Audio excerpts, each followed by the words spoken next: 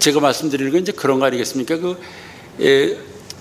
그때는 몰랐어요. 제가 소설 번역된 작품을 읽을 때는 주인공이 언제 죽나, 이 사건은 어떻게 끝나나, 그게 스토리죠. 스토리만 중시해서 자꾸 넘기면서 읽다가도 좀 지루하잖아요. 지루해보면 그 다음에 이 사건은 어떻게 되는지, 이 사람, 이 여자하고 또 만나나 안 만나나, 이제 죽을 것 같은 예감인데 언제 죽지, 사건은 어떻게, 그리고 뒤를 자꾸 읽어봅니다.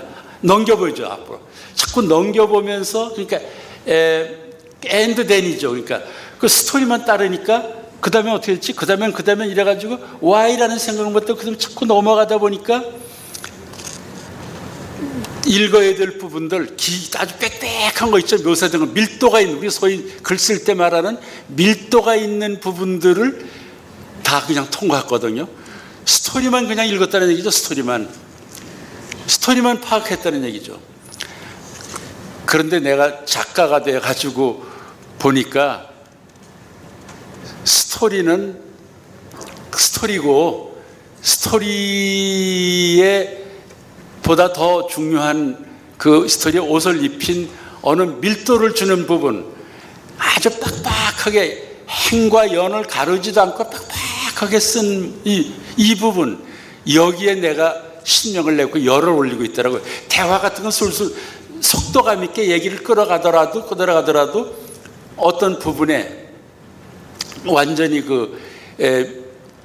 집중해가지고 거기서 모든 이제 내가 쓰고 싶은 작가의 의도를 거기다 몰래 감추면서 어떤 묘사 같은 게 그러지 않습니까? 묘사 같은 거, 어느 장면, 어떤 마을이라든가 이런 걸 묘사를 할 때, 그 마을 묘사할 때 그 무슨 을스년스럽고 좀 고양이가 울고 비바람이 치면서 이러는데도 그 톤을 좀 음울하게 해가지고 이렇게 했을 때, 근데 그걸 그릴 때 어떤 이제 내 나름대로 신이 나는 거죠. 아, 참, 이 분위기 속에서, 이 분위기에서는 어떤 주인공이 어떤 행동이 나올 것 같은 걸 벌써 다 나는 생각하면서 하게 되는 거죠. 그런데 내가 읽을 때는 그 부분을 다 빼고 읽었다는 얘기죠. 그러니까 제대로 안 읽고. 작가가 되고 나서 비로소, 내가 이렇게 힘주는데 독자들은 이걸 지루하게 했구나, 이런 생각을 하면서 제가 이제 번역 작품을 읽으면서 이제 그 대학에서 그 원서 강독이라는 걸 있었는데, 그때 그 원서 강독을 할 때 이제 나도 어떤 파트를 맡아서 번역하고 그러니까 그 번역된 책들을 가끔 지금 보니까 그런 부분을 다 뺐더라고요. 전부 스토리만 남고, 그런 부분은 좀 이 얘기가 복잡하고 이렇게 그런 거는 사실 그거 없더라고요. 그게. 그래서 난 그 번역하려고, 번역된 걸 참고하려고 그러고 보니까 그분은 빠져 있는 거를 저는 많이 발견했거든요. 근데 지금 번역과 옛날 번역은 전혀 다르겠지만은, 그게 저는 번역에서 하면 그 생각이 이제 나게 됩니다. 결국 번역이라는 것은 한 어떤 그 지역, 일정한 지역의 어떤 역사와 문화와 어떤 그런 풍습들에 의해서, 그들 정서에 의해서 빚어진 것을 다른 문화권 속 사람들의 정서에 같이 공감 얻으려고 하는 그 작업이 이제 번역하는 과정 속에서 고민이 된다고 저는 생각이 됩니다.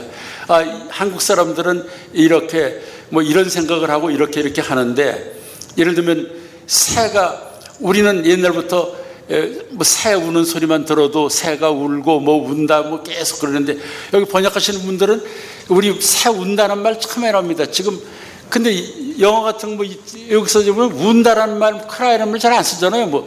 싱생송 이래가지고 울었다라든가 이래가지고 노래한다는 개념으로 많이 되는데, 그걸 운다 그럴 때 노래했다고 쓰십니까?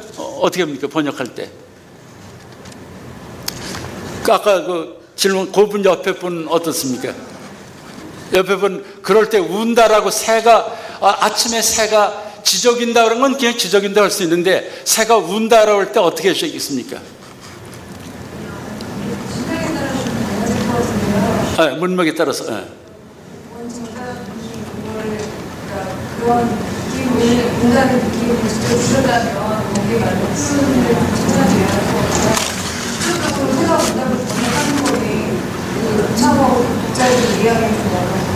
그렇죠. 앞뒤 문맥에 따라서 그것이 운다고 할 수 있고 노래 부르는 것도 할 수 있다.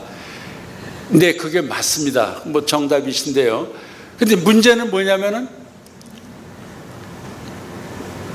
작가한테 있는 거죠. 우리 한국 작가들.